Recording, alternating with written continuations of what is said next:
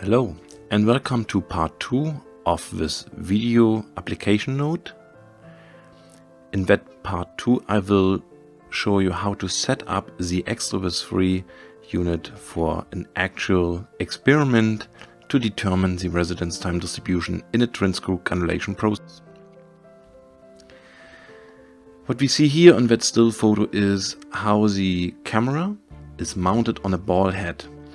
Actually, mounting the camera on a ball head has the advantage that you can adjust the viewing angle of the camera towards the region of interest you want to measure the tracer concentration.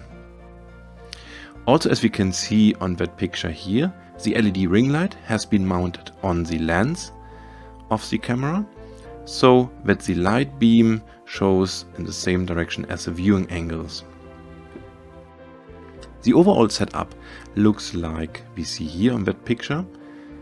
The camera is mounted on the ball head, which is then mounted on the tripod auxiliary, and all that is mounted on a separate table. It is not mounted to the granulator itself. The reason is that we want both the camera and the granulator mechanically disconnected so that vibrations which may come from the granulator are not transferred to the camera. As you can see, the camera looks towards the region of interest.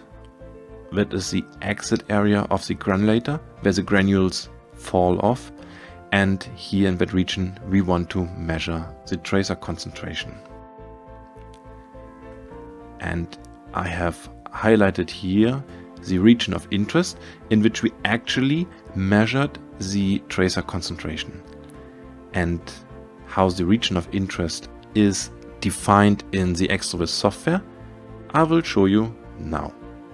To define the region of interest, you can pull a rectangle around the measuring spot, then hit the button Apply Selected Area as Measuring Spot. The camera will now automatically adjust itself to a maximum frame rate.